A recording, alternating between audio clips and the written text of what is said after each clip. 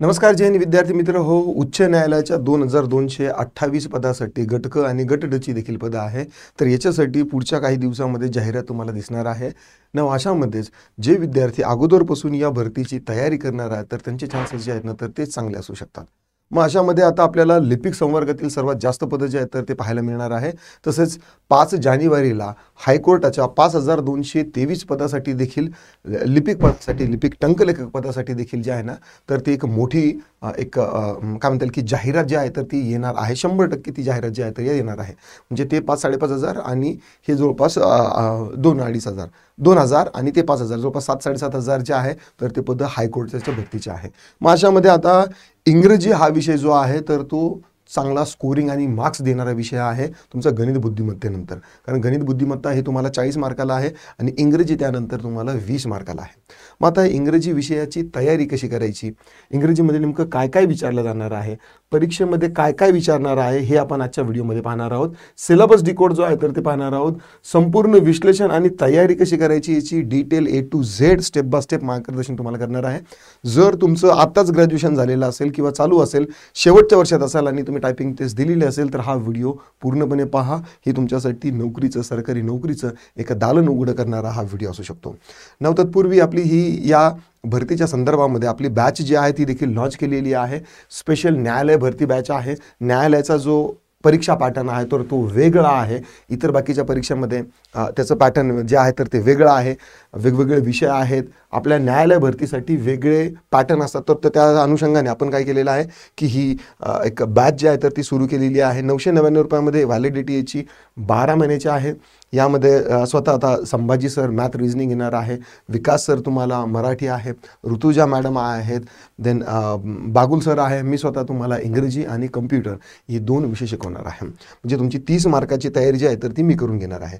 चला तर बघूया आपण की आता आपल्याला या न्यायालयाच्या परीक्षेला सामोरं जायचं असेल तर त्यासाठी आपल्याला परीक्षेचा पॅटर्न समजून घेणं महत्त्वाचं आहे. परीक्षेचा पॅटर्न काय असतो बघा. परीक्षेचा जो पॅटर्न आहे ना तर तो तुम्हाला 90 मार्काची थिअरी असणार आहे. किती? 90 मार्काची थिअरी असणार आहे. त्या थिअरी पेपरसाठी तुम्हाला 1 आवर म्हणजे किती 60 मिनिटामध्ये तुम्हाला 90 प्रश्न लिहायचे असतात. ठीक आहे, हे स्वरूप आहे. आता यामध्ये मला वाटतं तुम्हाला क्लिअर दिसत असेल. हां ठीक आहे. तर यामध्ये मराठी जे आहे ना तर ती तुम्हाला मराठी विचारलं जाणार आहे 10 मार्कासाठी. किती मार्कासाठी? मराठी तुम्हाला 10 मार्कासाठी विचारलेलं जाणार आहे. आता यामध्ये नेमकं काय तुम्हाला करायचं आहे, काय काय विचारलं जाणार आहे हे आपण यावरती ऑलरेडी व्हिडिओ बनवलेला आहे. ते विकास सरांनी बाकी सगळ्यांचे बनवलेले आहे. तर फक्त आपला इंग्रजीचा सध्या विचार करूया. इंग्रजीमध्ये किती आहे तर तुम्हाला 20 मार्कासाठी तुम्हाला येणार आहे. जनरल नॉलेज जे आहे GK GS जे म्हणतो ना तर ती तुम्हाला फक्त 10 मार्काला येणार आहे. ठीक आहे, म्हणजे यासाठी खूप काही उठाठेव करायची गरज नाही आहे. जे बाकीच्या ज्या परीक्षा आहेत तर त्यामध्ये सगळ्यात महत्त्वाचा जो GK GSचा जो भाग असतो ना तर तो कम्प्लीटच होत नाही. म्हणजे इतिहास, भूगोल, इकॉनॉमिक्स, अर्थशास्त्र, देन पॉलिटी असेल, बाकीचेही 4-5 विषय आहेत तर ती सगळे तयारी करायची म्हणजे पोरांचा मेंदू खाली पडून येतो. ठीक आहे, तर त्यामध्ये तुम्हाला फक्त 10 मार्कासाठी GK GS आहे. देन जनरल इंटेलिजन्स जे आहे म्हणजे रिझनिंग किंवा बुद्धिमत्ता म्हणतात तर त्याला ते किती आहे 20 मार्क आहे. आणि अरिथमॅटिक म्हणजे अंकगणित तुमचं 20 मार्काला आहे.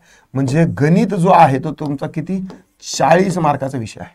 किती मार्कासाठी? 40 मार्कासाठी गणित आणि बुद्धिमत्ता ही तुम्हाला 40 मार्कासाठी आहे. देन राहिला तुमचा कम्प्युटर. कम्प्युटरच्या रिलेटेड तुम्हाला 10 प्रश्न येणार आहेत आणि ते 10 मार्कासाठी असणार आहे.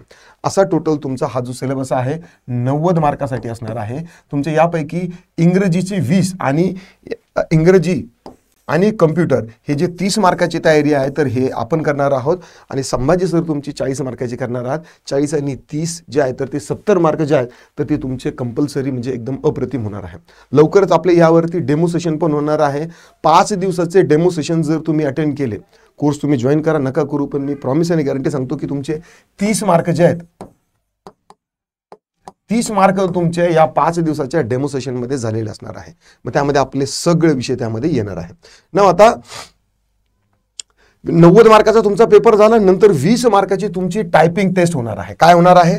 टायपिंग टेस्ट होणार आहे. मिनिमम तुम्हाला पास करायचा आहे. यामध्ये 10 मार्क तरी तुम्हाला लागणारच आहे. जर तुमची टायपिंग टेस्ट झाली त्यामध्ये तुम्हाला 10 मार्काचं आहे. ड्युरेशन यासाठी 10 मार्काचं असतं. स्पीड आणि ॲक्युरसी या दोन गोष्टी ज्या आहेत त्या खूप चांगल्या पद्धतीने इथे चेक केल्या जातात. नुसती स्पीड असेल आणि त्यामध्ये एरर वगैरे असेल तर तेही कामाचं नाही. जर तुमचं ॲक्युरसी खूप चांगली आहे पण स्पीड जर स्लो असेल तर ते देखील कामाचं नाही. स्पीड आणि ॲक्युरसी दोन्ही जे आहेत तर त्या कामाला या लागतात.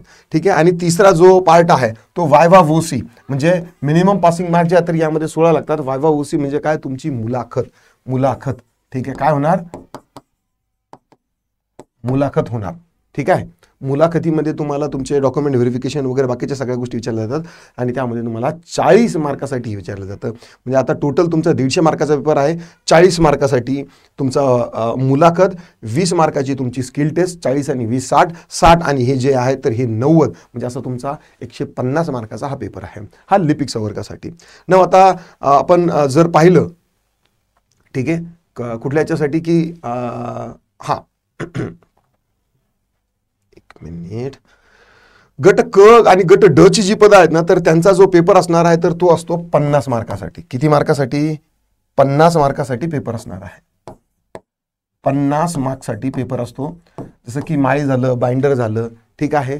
तर या जे गट ड चे पद आहेत ज्यामध्ये 7वी 10वी 8वी 10वी पासवरती आहे तर त्यांचा 50 मार्काचा पेपर असतो. यामध्ये 30 मार्कासाठी तुमची काय असते, लेखी परीक्षा असते.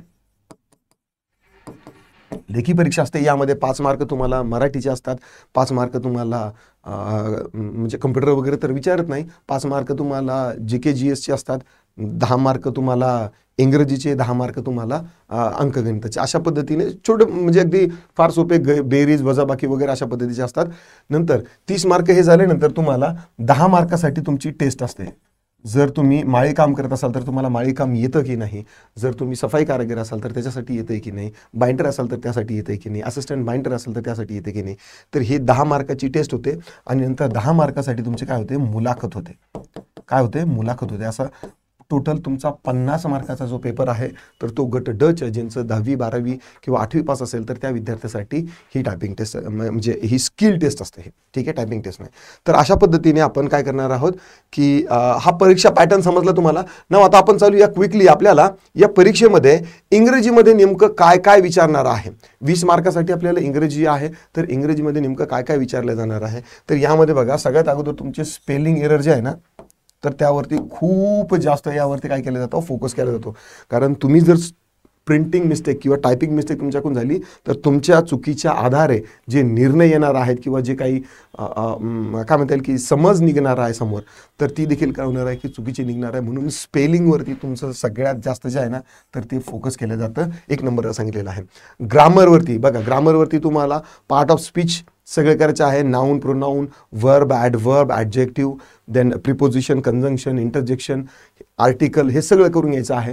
डायरेक्ट इनडायरेक्ट स्पीच तुम्हाला थोडंसं तेवढं डीपमध्ये विचारलं जाणार नाही. ॲक्टिव्ह वाईज पॅसिव्ह वाईज जे आहे तर कन्स्ट्रक्शन ऑफ सेंटेन्सेस जे आहेत, पार्ट्स ऑफ सेंटेन्सेस असेल किंवा क्लॉजेस असेल, टाईप्स ऑफ सेंटेन्सेस जे आहेत तर ते देखील तुम्हाला यामध्ये विचारलं जाणार आहे. अगदी डिटेल्डमध्ये, अगदी 5वीच्याही पोराला समजेल अशा पद्धतीने आपण इंग्रजीचं व्याकरण शिकवतो. अख्ख्या महाराष्ट्रात कोणीही स्टोरी टेलिंगच्या हिशोबानं तुम्हाला सांगणार नाही. तेवढं सोप्या पद्धतीनं फोडून मी जे आहे प्रत्येक कन्सेप्ट, संकल्पना, उदाहरणं आणि या इंग्रजी भाषेच्या व्याकरणाचा सापळा जो आहे तर तो तुम्हाला कळेल. म्हणजे नाऊनचा संदर्भ कुठे कुठे लागतो, ॲडव्हर्ब कुठे कुठे लागतं, वाक्याचं व्याकरण कसं वेगळं आहे, शब्दांचं व्याकरण कसं वेगळं आहे आणि या दोघांची ज्यावेळेस ओव्हरलॅपिंग होते तर त्यावेळेस काय काय म्हणजे फसगत होते आणि त्या एजवरचे जे प्रश्न आहेत तर ते आयोगाचे काय आहेत की जास्त आवडीचे आहेत आणि त्यामधूनच एक्सेप्शनल रूल्सवरती जास्त प्रश्न विचारले जातात. ते देखील आपण यामध्ये काढलेलं आहे. देन आहे sentences and usage of word, म्हणजे व्होकॅब्लरी आलं. तुम्हाला कमीत कमी 1000 ते 1200 रिपीटेड व्होकॅब्लरी वर्ड्स जर तुमचे झाले तर तुमचं पद जे आहे तर ते 100% यातून निघलं समजा. यामध्ये खूप काही असं विशेष पॅसेज असेल, पॅराजंबल असेल हे विचारल्या जात नाही. पॅसेज तुम्हाला नाही आहे, म्हणजे अर्धा तुमचा डोक्याचा इंग्रजीचा ताण जो आहे तर तो मिटलेला आहे. तर अशा पद्धतीने आपण इंग्रजी जे आहे तर ते अभ्यास करणार आहोत. डेमो लेक्चरमध्ये अक्षरशः तुम्हाला पार्ट्स ऑफ स्पीच ज्यावेळेस तुम्हाला समजेल ना तर तुमचा एक कॉन्फिडन्स आलेला असेल की हां हे एवढं सोपं आहे. इतक्या दिवस आपल्याला फक्त अवघडात सांगितलं होतं त्यामुळे आपल्याला समजलं नाही, पण एक डेमो लेक्चर जर तुम्ही अटेंड केलं तर तुमचे कमीत कमी 5 मार्क जे आहे तर ते इंग्रजीचे वाढणार आहेत. तर मी तुम्हाला आवाहन करतो मी की आपले पुढच्या हप्त्यामध्ये ज्या वेळेस डेमो लेक्चर सुरू होतील 5 दिवसामध्ये तुम्हाला 30 मार्क्स जे आहे ना तर तिची तयारी झालेली असणार आहे. अगदी तुम्ही नोट्स कशा बनवायच्या, किती वह्या करायच्या, काय काय करायचं त्याचं डेली रुटीन कसा असला पाहिजे, किती वेळ तुम्ही सेल्फ स्टडीला देणार आहात, किती वेळ तुम्ही सपोर्ट स्टडीला देणार आहात, हे देखील आपण करणार आहोत. एका ग्रँड मिशनवरती आपण जात आहोत आणि त्या हिशोबाने आपली दर्जेदार क्वालिटीची जी आहे तर ती तयारी आपली टीम आणि मी स्वतः तुमच्याकडून करून घेणार आहोत. आशा करतो की तुम्हाला इंग्रजी विषयाविषयी जे इम्पॉर्टंट ॲस्पेक्टवरती ओव्हरऑल सरफेस लेवलची जी माहिती असायला पाहिजे होती तर ती मिळालेली असणार आहे. परीक्षा पॅटर्न कसा असतो, किती मार्कासाठी कोणता विषय आहे, हे सगळं मिळालेलं आहे. प्रत्यक्ष ज्यावेळेस आपण डेमो करू ना तर त्यावेळेस तुम्हाला अगदी साध्या सोप्या सरळ पद्धतीने आपला मार्ग जो आहे तो दिसणार आहे. आता पुरतं एवढंच. आशा करतो व्हिडिओ आवडला असेल तर लाईक करा, शेअर करा, कमेंटमध्ये तुमचे काही दिक्कत, डाऊट, क्वेरी, परेशानी असतील नोंदवू शकता. पुन्हा भेटूया पुढच्या व्हिडिओमध्ये. तोपर्यंत राम राम.